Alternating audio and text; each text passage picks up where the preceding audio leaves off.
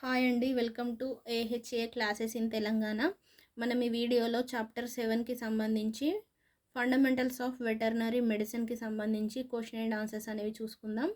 First question, శరీర నిర్మాణంలోను శరీర ధర్మాలను మానసిక స్థితిలోను సమతా స్థితి కలిగి ఉండడాన్ని ఏమంటారు అంటే ఆరోగ్యం అంటారు.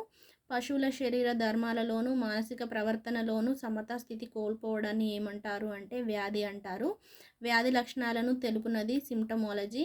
శరీర నిర్మాణంలో కానీ శరీర ధర్మాలలో కానీ వ్యక్తమయ్యే అవలక్షణాలను ఏమంటారు అంటే సిమ్టమ్స్ అంటారు. ఏదైనా ఒక వ్యాధిలో బయటకు కనిపించే కొన్ని ప్రత్యేక లక్షణాలను నైపుణ్యం కలిగిన రైతులు, పశువైద్య సహాయకులు, డాక్టర్లు గుర్తించే లక్షణాలను ఏమంటారు అంటే సైన్ అంటారు. ఎగ్జాంపుల్ చూసుకున్నట్లయితే డయేరియాలో పారుకోవడం, హీమోగ్లోబిన్యూరియాలో ఎర్ర రక్తం, ఎనీమియాలో బాటిల్ జా పరిస్థితి. అంటే ఇవి ఆ వ్యాధికి సంబంధించిన మెయిన్ సిమ్టమ్స్ ఇవి. శరీరంలో రక్తం విరిగి బయటకు వచ్చటను ఏమంటారు అంటే హీమోగ్లోబిన్యూరియా అంటారు. యానిమల్ హిస్టరీ టేకింగ్ ఎన్ని రకాలు అంటే 3 రకాలు. Present history, past history, environmental history. Present history ఎన్ని రకాలు అంటే లొకేషన్ ఆఫ్ ఇల్నెస్, వ్యాధి క్రమమును బట్టి వ్యాధి కాలాన్ని గుర్తించుట. ఎన్విరాన్మెంటల్ హిస్టరీ ఎన్ని రకాలు అంటే 2 రకాలు, outdoor pasture environment, housing environment ఇండోర్లో. పశువులను ఎన్ని పద్ధతులలో పరీక్షిస్తారు అంటే 5 పద్ధతులలో పరీక్షించడం జరుగుతుంది. భౌతిక పరీక్ష విధానములు, ఫిజికల్ ఎగ్జామినేషన్, కంటితో చూసి పరీక్షించుట ఇన్స్పెక్షన్, చేతితో తాకి పరీక్షించుట పాల్పేషన్, వేళ్లతో మెల్లగా తట్టి చూడడం పెర్కషన్, సెతస్కోప్ ద్వారా శబ్దాన్ని వినడం ఆస్కల్టేషన్. జనరల్ ఎగ్జామినేషన్లోని అంశాలు ఏవి అంటే పరిపు జాతి, బ్రీడ్, వయస్సు, సెక్స్, కలరు, బాడీ వెయిట్.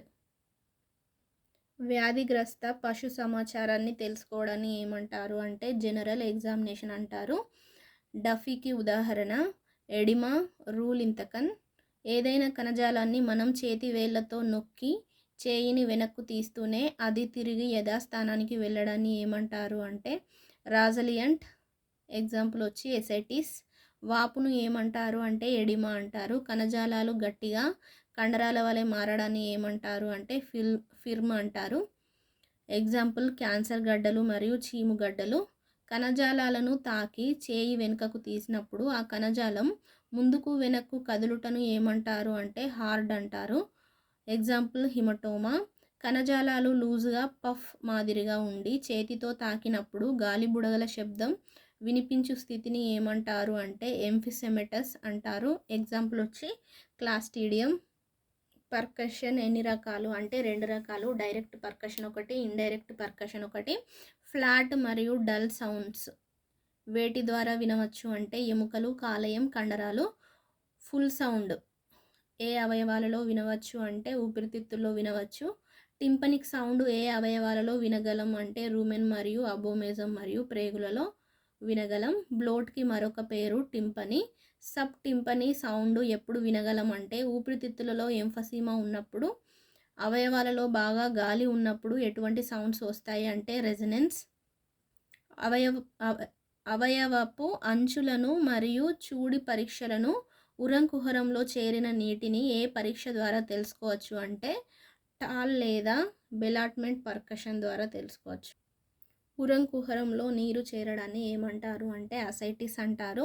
పశువులలో క్లినికల్ ఎగ్జామినేషన్ తెలపండి అంటే ఉష్ణోగ్రత, నాడి, శ్వాస, రుమినల్ మొటిలిటీ, శ్లేష్మ పొర. పశువులలో రుమెన్ కదలికలను తెలపండి 3 times for 2 minutes. Cold blooded జంతువులకు ఉదాహరణ చేపలు, సరీసృపాలు, ఉభయచర జీవులు. వార్మ్ బ్లడెడ్ జంతువులకు ఉదాహరణ పక్షులు, క్షీరదాలు, కాలేయం, గుండె కండరాలు. ఉష్ణోగ్రతకు అనుకూలంగా ఉపయోగపడే వాటిని ఏమంటారు అంటే హోమియోథర్మిక్ బాయిడెడ్ యానిమల్స్ అంటారు. యానిమల్ బాడీ టెంపరేచర్ని ఎలా తెలుసుకుంటారు అంటే క్లినికల్ థర్మామీటర్. ఆవులలో నాడిని ఎక్కడ చూస్తారు అంటే మిడిల్ కాక్సిజియల్ వర్టిబ్రే. పశువులలో మిడిల్ కాక్సిజియల్ ఆర్టరీ ఎక్కడ ఉంటుంది అంటే తోక కింద మొదటి భాగంలో ఉండడం జరుగుతుంది. గొర్రె మరియు మేకలలో ఫిమరల్ ఆర్టరీ ఎక్కడ ఉంటుంది అంటే తొడ భాగంలో. శ్వాసక్రియలో గల దశలను తెలపండి. ఇర్పరేషన్ శ్వాస తీసుకోవడం, ఎక్స్పిరేషన్ శ్వాస వదలడం, ఫాజ్ రెండింటికి మధ్య పట్టు సమయం. శ్వాసక్రియను ఏ పద్ధతి ద్వారా తెలుసుకోవచ్చు అంటే ప్రక్కటెముకలు మరియు ఉరోస్థి ఎముకల కదలికలు, నాసికా రంధ్రాల ద్వారా, స్టెథోస్కోప్ ద్వారా. శ్వాసక్రియలో గమనించవలసిన అంశాలు ఏవి అంటే శ్వాసక్రియ రేటు నిమిషానికి, శ్వాసక్రియ తీరు లేదా రకం, శ్వాసక్రియ యొక్క రిథం, శ్వాసక్రియ యొక్క స్థాయి. వివిధ పశువులలో శ్వాసక్రియ రేటు నిమిషానికి ఆవులలో చూసుకున్నట్లయితే శ్వాసక్రియ 16 to 22 పర్ మినిట్, దూడ 27 to 30 పర్ మినిట్, గేదెలు 22 to 28 పర్ మినిట్, గొర్రెలు 18 to 30 పర్ మినిట్, మేకలు 18 to 30 పర్ మినిట్, పందులు 16 to 18 పర్ మినిట్. చిన్న దూడలలో నాడిని పల్స్ని ఎక్కడ చూస్తారు అంటే ఫిమరల్ ఆర్టరీ. చిన్న పందులలో నాడిని ఎక్కడ చూస్తారు అంటే ఫిమరల్ ఆర్టరీ. పెద్ద పందులలో నాడిని ఎక్కడ చూస్తారు అంటే మిడిల్ కాక్సిజియల్ ఆర్టరీ. కుక్క మరియు పిల్లులలో నాడిని ఎక్కడ చూస్తారు అంటే ఫిమరల్ ఆర్టరీ. ఆవులు గేదెలలో ఫిమరల్ ఆర్టరీ ఎక్కడ ఉంటుంది అంటే దవడ కింద భాగంలో. శ్లేష్మ పొరను చూసి పశువు ఆరోగ్యాన్ని అంచనా వేయుట. కంటి లోపల కంజంక్టివల్ పొర, నోటి లోపల మ్యూకోజా పొర, నాసికా రంధ్రాల లోపల శ్లేష్మ పొర. ఆరోగ్యంగా ఉన్న ఆవులు గేదెలలో శ్లేష్మ పొర ఏ రంగులో ఉంటుంది అంటే పాలిపోయిన రోజ్ కలర్లో. పందులలో శ్లేష్మ పొర ఏ రంగులో ఉంటుంది అంటే ఎరుపు రంగు మరియు టీ రంగు. ఆరోగ్యంగా ఉన్న కుక్కల్లో శ్లేష్మ పొర ఏ రంగులో ఉంటుంది అంటే గులాబీ రంగులో ఉంటుంది. శ్లేష్మ పొరకు మరి ఒక పేరు కంజంకైనా. నోటి కుహరంలోని భాగాల యొక్క శ్లేష్మ పొరకు వచ్చే శోధమును ఏమంటారు అంటే స్టొమటైటిస్ అంటారు. పశువు నోటిలోని శ్లేష్మ పొరకు వచ్చే శోధమును ఏమంటారు అంటే గ్లాసైటిస్ అంటారు. పంటి చివుళ్లకు వచ్చే శోధమును జింజివైటిస్ అంటారు. దంతాలపై పొరకు వచ్చే శోధమును ఒడోనైటిస్ అంటారు. ప్యాలెట్ యొక్క శ్లేష్మ పొరకు వచ్చే శోధమును లాంపాస్ అంటారు. పెదవుల యొక్క శ్లేష్మ పొరకు వచ్చే శోధమును చిలైటిస్ అంటారు. బొబ్బలు ఏర్పడినట్లయితే వెసిక్యులర్ స్టొమటైటిస్ అంటారు. ఫైబ్రస్ కణజాలం ఏర్పడినట్లయితే ఫైబ్రస్ స్టొమటైటిస్ అంటారు. అనేక బొబ్బలు ఏర్పడితే పాపులర్ స్టొమటైటిస్ అంటారు. అల్లార్ ఏర్పడితే అల్సరేటివ్ స్టొమటైటిస్ అంటారు. ఎక్కువగా స్ప్రెడ్ అయితే ప్రొలిఫరేటివ్ స్టొమటైటిస్ అనడం జరుగుతుంది. కణాలు ఎక్కువగా విచ్ఛిన్నమైతే నెక్రోటిక్ స్టొమటైటిస్ అంటారు. గ్రాన్యూల్ ఏర్పడితే గ్రాన్యులోమాటరీ స్టొమటైటిస్ అంటారు. పశువులలో గాయాల వలన కలిగే నొప్పులకు ఇచ్చు యాంటీబయోటిక్స్ ఏవి అంటే anti inflammatory analgesic. Steroidal anti inflammatory ఔషధాలకు ఉదాహరణ prednisolone, betamethasone, dexamethasone. Non steroidal anti inflammatory ఔషధాలకు ఉదాహరణ మెలోనెక్స్, కీటోప్రోఫెన్, ఐబుప్రోఫెన్. ఆహారవాహికకు ఏదైనా అడ్డం పడినప్పుడు కనబడే లక్షణాలు చూసుకున్నట్లయితే అధిక లాలాజలం కారడం, ఆహారం తీసుకోవు, రుమెన్ ఉబ్బడం. పశువులలో ఆహారం సరిగా జీర్ణం కాకపోవడాన్ని ఏమంటారు అంటే అజీర్తి అంటారు. అజీర్తి ఎన్ని రకాలు? 3 రకాలు. సామాన్య అజీర్తి సింపుల్ ఇండైజేషన్, ఆమ్లపు అజీర్తి యాసిడ్ ఇండైజేషన్, క్షారపు అజీర్తి ఆల్కలైన్ ఇండైజేషన్. రూమెన్లో సాధారణ pH వాల్యూ ఎంత అంటే 6 to 6.8.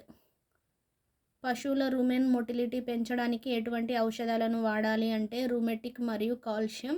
కడుపు ఉబ్బడం బ్లోట్ టింపనీ అంటే ఏమిటి అంటే గాలి మరియు నురగతో కడుపు ఉబ్బడాన్ని బ్లోట్ అంటారు. పశువులలో బ్లోట్ ఎన్ని రకాలు? ప్రైమరీ బ్లోట్ ఒకటి, సెకండరీ బ్లోట్ ఒకటి. ప్రైమరీ బ్లోట్ అంటే ఏమిటి అంటే తొందరగా ఫర్మెంట్ అయ్యే ఆహార పదార్థాలను ఎక్కువ మేపడం వలన వచ్చే బ్లోట్ని ప్రైమరీ బ్లోట్ అంటారు. ఫ్రోతీ బ్లోట్ అంటే ఏమిటి అంటే సైటోప్లాస్మిక్ ప్రోటీన్లు వలన రుమెన్లో నురగ ఏర్పడడాన్ని ఫ్రాతీ బ్లోట్ అనడం జరుగుతుంది. సెకండరీ బ్లోట్ అంటే ఏమిటి అంటే రుమెన్లో అధికంగా తయారైన గాలి బయటకు వెళ్లకుండా కడుపు ఉబ్బడాన్ని సెకండరీ బ్లోట్ అంటారు. సెకండరీ బ్లోట్కి ఉదాహరణ అండవాహికలో ఇబ్బంది, క్యాన్సర్, టీబీ, చీముగడ్డలు, లింఫ్ గ్రంథులు వాచుట, ట్రోమాటిక్ రెటికులో పెరికార్డైటిస్. టీఆర్పీ అంటే ఏమిటి అంటే షార్ప్ ఆబ్జెక్ట్స్ గుండె లోపలికి చొచ్చుకొని పోవడాన్ని ట్రోమాటిక్ రెటికులో పెరికార్డైటిస్ అంటారు. రుమెన్ మొటిలిటీ ఎటువైపు చూస్తారు అంటే ఎడమవైపు. రుమెన్ మొటిలిటీ ఎక్కడ చూస్తారు అంటే పారాలంబా ఫోజా. రుమెన్స్లో మొటిలిటీ ఎంతసేపు చూస్తారు అంటే 3/2 minutes. పశువుల గుండె పైన ఉండే పొరను ఏమంటారు అంటే పెరికార్డియం అంటారు. రుమెనాటమీ అంటే ఏమిటి అంటే రుమెన్ని తెరిచి శస్త్రచికిత్స చేయడాన్ని రుమెనాటమీ అంటారు. పశువు శరీరంలో రెటికులం ఎక్కడ ఉంటుంది అంటే గుండె పక్కన. పెరిటోనియం లేయర్కు ఇన్ఫెక్షన్ వచ్చుటను ఏమంటారు అంటే పెరిటోనైటిస్ అంటారు. జనరలైజ్డ్ పెరిటోనైటిస్ అంటే ఏమిటి అంటే పెరిటోనియం మొత్తం ఇన్ఫెక్షన్ రావడం. పెరిటోనియం ఫ్లూయిడ్ ఎగ్జామినేషన్ ద్వారా దేనిని నిర్ధారిస్తారు అంటే పెరిటోనైటిస్ని నిర్ధారిస్తారు. అసెటిక్ అంటే ఏమిటి అంటే పెరిటోనియం పొరలో నీరు చేరడం. అసెటిక్ వ్యాధి కారణాలు కాలేయ సంబంధ ఇబ్బందులు, ప్రోటీన్స్ లోపం, మైక్రోఫైలేరియల్ వ్యాధుల వలన. అసెటిక్ వ్యాధి లక్షణాలు టక్డ్ ఆఫ్ అబ్డామిన్, మూత్ర విసర్జన తక్కువ, ఆకలి ఉండదు, శ్వాస తీసుకోవడంలో ఇబ్బంది. గ్యాస్ట్రో ఎంటరైటిస్ అంటే ఏమిటి అంటే గ్యాస్ట్రో అంటే పొట్ట, ఎంటరైటిస్ అంటే పేగులు. పొట్ట మరియు పేగులకు వచ్చే ఇన్ఫ్లమేషన్ని గ్యాస్ట్రో ఎంటరైటిస్ అనడం జరుగుతుంది. డయేరియా అంటే ఏమిటి, ఇది ఏ వ్యాధిలో చూడవచ్చు అంటే పారుడు మరియు డయేరియా అంటే పారుడు. డయేరియాను విరేచనాలలో చూడవచ్చును. విరేచనాలు అనే వ్యాధిలో డయేరియా కనిపిస్తుంది. డయేరియా దేనిలో చూడవచ్చు అంటే గ్యాస్ట్రో ఎంటరైటిస్లో. మ్యూకస్తో కూడిన విరేచనాలను ఏమంటారు అంటే డిసెంట్రీ అంటారు. మ్యూకస్ పొర తెగిపోవడం వలన కలిగే వ్యాధులను ఏమంటారు అంటే అల్సర్ అంటారు. టింపనీ బ్లోట్ని ఏ వ్యాధిలో చూడవచ్చు అంటే గ్యాస్ట్రో ఎంటరైటిస్లో చూడవచ్చు. పశువుల పొట్టలో అధికంగా గాలి చేరి ఉండు స్థితిని ఏమంటారు అంటే టింపనీ బ్లోట్ అంటారు. నెమరు వేయని జంతువులలో బ్లోట్కి మరొక పేరు ఫ్లాటులెన్స్. ఫ్లాటులెన్స్ వేటిలో చూడవచ్చు అంటే నాన్ రూమినెట్స్లో.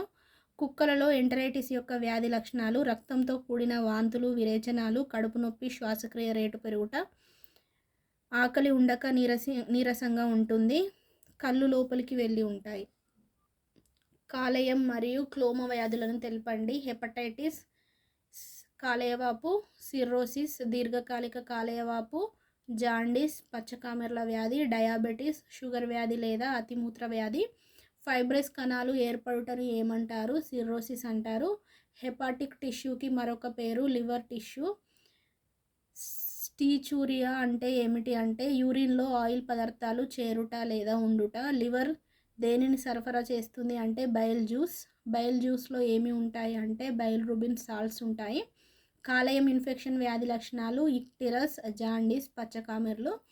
కాలేయంలో ఉండే ఇన్ఫెక్షన్ ఇబ్బందిని ఏమంటారు అంటే హెపాటిక్ టాక్సిక్ జాండీస్ అంటారు. కాలేయం కంటే ముందు అవయవంలో వచ్చే ఇన్ఫెక్షన్ని ఏమంటారు అంటే ప్రీ హెపాటిక్ హీమోలైటిక్ జాండీస్ అంటారు. గాల్ బ్లాడర్ నుండి పేగుల మధ్యలో వచ్చే ఇన్ఫెక్షన్ని ఏమంటారు పోస్ట్ హెపాటిక్ అబ్స్ట్రక్టివ్ రిగుర్గిటేషన్ జాండీస్. జాండీస్కు గల కారణాలు రక్తం విరుగుట వలన. జాండీస్ యొక్క వ్యాధి లక్షణాలు శ్లేష్మ పొరలు పసుపు రంగులో మారుట, కళ్ళలోని కంజరైన, నాలుక, నోటి చీగుళ్ళు పసుపు రంగు, పాలు పసుపు రంగు, మూత్రం పసుపు మరియు బ్రౌన్ కలర్, పేడ నలుపు రంగుతో కూడిన దుర్వాసన. హీమోగ్లోబిన్ జాండీస్లో మూత్రం ఏ రంగులో ఉంటుంది అంటే హీమోగ్లోబిన్ కలర్లో ఉంటుంది. హెపాటిక్ జాండీస్లో డయేరియా అంటే ఏమిటి అంటే పేడ డార్క్ కలర్లో ఉండుట, మూత్రం హీమోగ్లోబిన్ రంగులో ఉండుట. దేనిలో చూడవచ్చు అంటే హీమోలైటిక్ జాండీస్. పశువులలో ఏ వ్యాధి వలన నాడీ కణ వ్యవస్థ ఇబ్బందులకు గురవుతుంది అంటే కీటోసిస్. గొర్రెలు మరియు మేకలలో కీటోసిస్ వ్యాధికి గల మరొక పేరు ప్రెగ్నెన్సీ టాక్సిమియా. కీటోసిస్ వ్యాధి యొక్క లక్షణాలను తెలపండి. సబ్ క్లినికల్ ఫార్మ్స్ అని, wasting form, nervous form. Ketosis వ్యాధి యొక్క నిర్ధారణ ఎలా చేస్తారు అంటే వాసన, రక్తంలో గ్లూకోజ్ శాతం తగ్గడం, మూత్రంలో కీటోన్ బాడీస్ శాతం పెరగడం. కీటోసిస్ వ్యాధికి చేయు చికిత్స ఔషధాలు డెక్స్ట్రోజ్ 25% లేదా 50% 5 లీటర్స్ నరాల ద్వారా నోటి ద్వారా 1000 grams 3 days propylene glycerol glycol ఇవ్వడం. మిల్క్ ఫీవర్కి వేరు పేర్లను తెలపండి. Parturient paresis, calving paralysis, milk fever, hypocalcaemia, parturient apoplexy. పశువులలో మిల్క్ ఫీవర్ ఎందుకు వస్తుంది అంటే కాల్షియం మరియు మెగ్నీషియం తగ్గడం వలన పశువులలో మిల్క్ ఫీవర్ అనేది రావడం జరుగుతుంది. మిల్క్ ఫీవర్ ఎప్పుడు వస్తుంది అంటే ఈనిన సమయం లేదా కొన్ని రోజుల వ్యవధిలో పశువులలో కాల్షియం లోపం ఎటువంటి సందర్భాలలో చూడవచ్చు అంటే గ్యాస్ట్రిక్ ఎంటరైటిస్ లేదా నెఫ్రైటిస్ వ్యాధులు ఉన్నప్పుడు. కాల్షియం లోపం వలన పశువులలో ఎటువంటి లక్షణాలను చూడవచ్చు అంటే clinical parameters, temperature normal, pulse normal, respiration normal, ruminal motility normal. పశువులలో కాల్షియం లోపం ఏర్పడుటకు కారణాలు పచ్చిగడ్డి మేపకపోవడం, ఎక్కువ పాల ఉత్పత్తి వలన, సమీకృత దానా ఇవ్వకపోవడం వలన. పోస్ట్ పార్చూరియంట్ హీమోగ్లోబిన్యూరియా అనే వ్యాధికి మరొక పేరు న్యూట్రిషనల్ హీమోగ్లోబిన్యూరియా లేదా రెడ్ వాటర్ డిసీజ్. అధిక పాలనిచ్చే సంకరజాతి గేదెలు మరియు ఆవులలో ఈనిన 2 నుంచి 4 వారాలలోపు ఎక్కువగా వచ్చే వ్యాధి ఏంటి అంటే పోస్ట్ పార్చూరియంట్ లేదా హీమోగ్లోబిన్యూరియా. పోస్ట్ పార్చూరియంట్ హీమోగ్లోబిన్యూరియా వ్యాధి యొక్క లక్షణాలను తెలపండి. ఆకలి తగ్గిపోవడం, పశువులు నీరసించడం, మేత నీరు తీసుకోవు, రక్తహీనత, జాండీస్, పేడ గట్టిగా ఉండలుగా పెడుతుంది. ఫాస్ఫరస్ లోపం వలన పశువులు గోడలు, చెప్పులు, ప్లాస్టిక్ వస్తువులు నాకడాన్ని ఏమంటారు అంటే పిక అంటారు. పశువులలో ఫాస్ఫరస్ లోపించుటకు గల కారణాలు ఆహారంలో క్యాబేజీ, టర్నిస్, బ్రాసికా, అలా, ఆల్ఫా ఆక్సలేట్స్ కలిగిన పశుగ్రాసాలు ఇవ్వడం. పశువుల రక్తంలో సహజంగా ఫాస్ఫరస్ శాతం ఎంత ఉంటుంది అంటే 44 to 47 mg ఉండడం జరుగుతుంది. పశువులలో ఫాస్ఫరస్ లోపానికి చేయు చికిత్స చూసుకున్నట్లయితే టోనోఫాస్ 10 to 15 ml లేదా కాల్షియం ఫాస్కలే 120 grams నోటి ద్వారా 5 రోజులు ఇవ్వాలి. ఐరన్ టాబ్లెట్స్ మరియు ఇంజెక్షన్స్ ఇవ్వాలి. కాల్షియం బోరోగ్లూకనేట్ 450 ml సిరల ద్వారా ఇవ్వాలి. మెగ్నీషియం టెటానీ వ్యాధి ఎక్కువగా వేటిలో వస్తుంది అంటే పాడి పశువులలో. మెగ్నీషియం టెటానీ వ్యాధికి గల వివిధ పేర్లు lactation tetany, grass tetany, grass staggers, wheat poisoning. Magnesium tetany వ్యాధి ఎక్కువగా వేటిలో వస్తుంది అంటే 2 నుంచి 4 నెలల వయసు గల దూడలలో. మెగ్నీషియం టెటానీ వ్యాధి యొక్క కారణాలు చూసుకున్నట్లయితే రక్తంలో మెగ్నీషియం శాతం తగ్గుట. టెటానీ మూర్ఖజనో ఆర్డినేషన్ ఆఫ్ మూమెంట్స్ అంటే ఏమిటి అంటే నడకలో ఇబ్బందులు. మెగ్నీషియం టెటానీ వ్యాధి వచ్చుటకు గల కారణాలు లాక్టేషన్ టెటానీ, గ్రాస్ టెటానీ, పాల tetany, transport tetany, winter tetany. Lactation tetany అంటే ఏమిటి, ఎలా వస్తుంది? పాల ద్వారా మెగ్నీషియం బయటకు పోవుట వలన వస్తుంది. గ్రాస్ టెటానీ వచ్చుటకు గల కారణాలు లేత పశుగ్రాసాలను మేపుట, అధిక ప్రవేణులు కలిగిన ఆహారం తీసుకొనుట, రసాయనిక ఎరువులు చల్లిన పశుగ్రాసాలు తినుట వలన. పాల టెటానీ, మిల్క్ టెటానీకి గల మరి ఒక పేరు హోల్.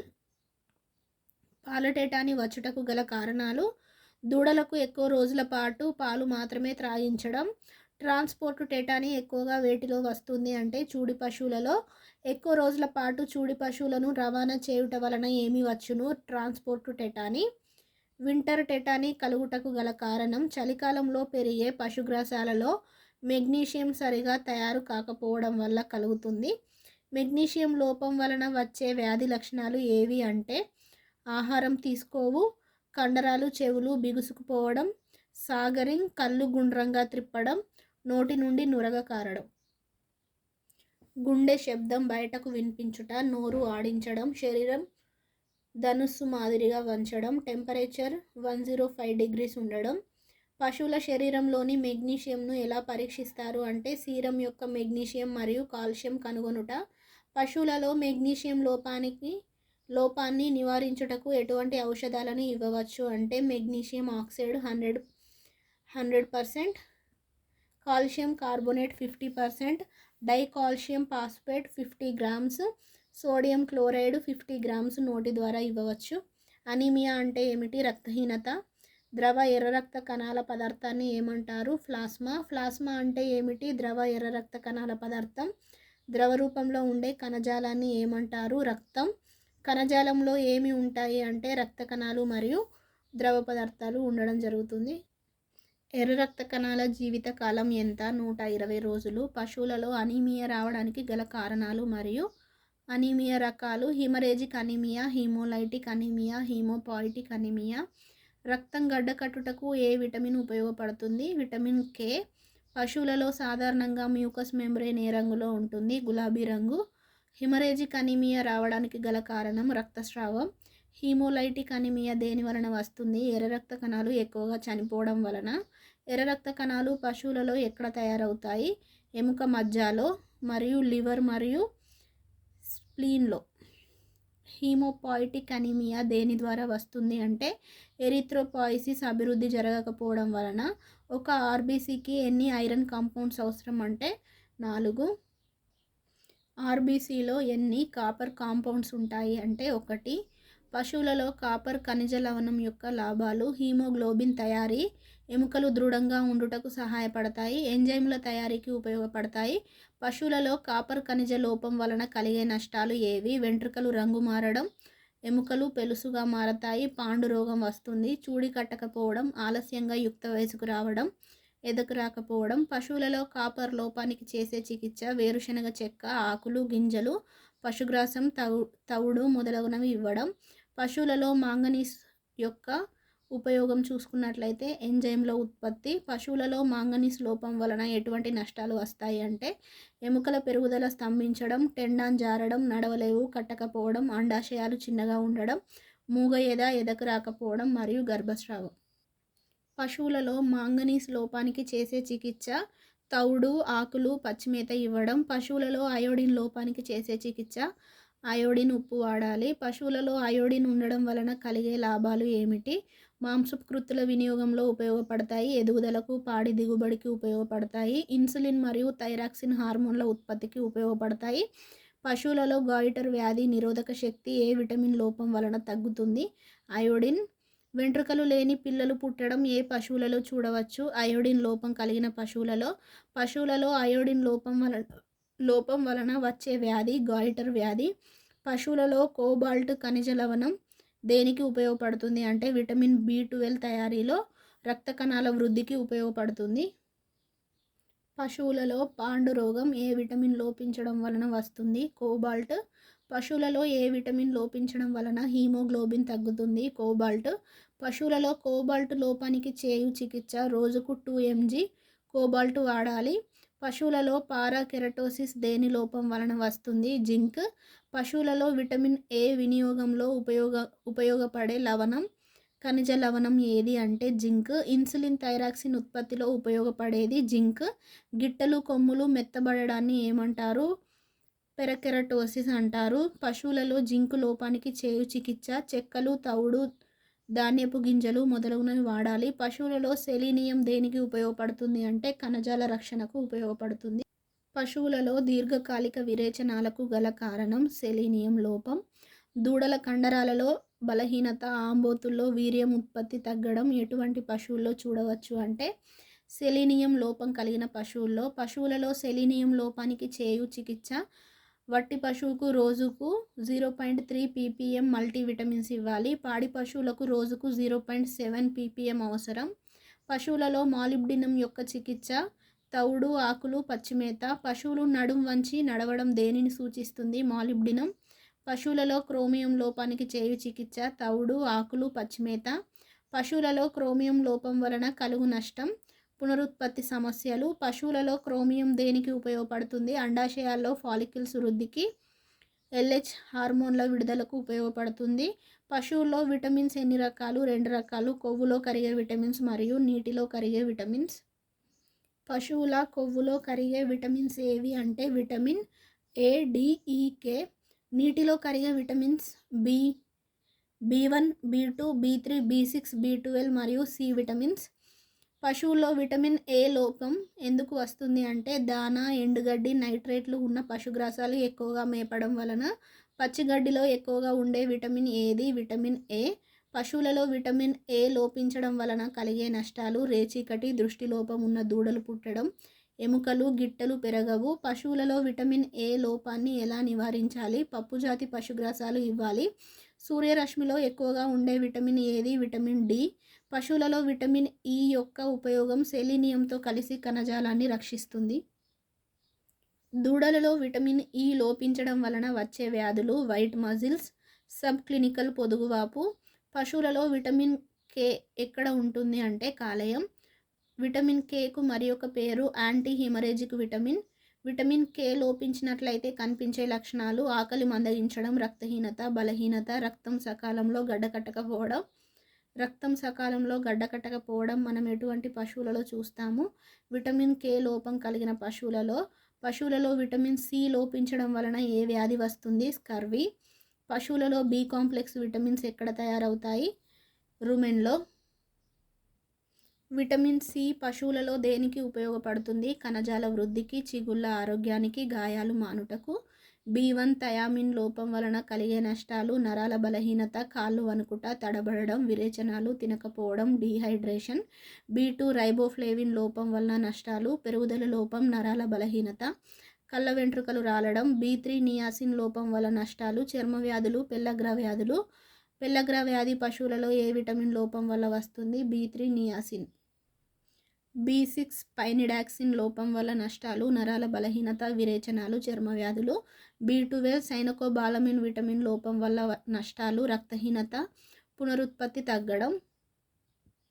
ఈ వీడియోలో మనం చాప్టర్ 7 ఫండమెంటల్స్ ఆఫ్ వెటర్నరీ మెడిసిన్కి సంబంధించి క్వశ్చన్ ఆన్సర్స్ అయితే చూసుకున్నాం కదా.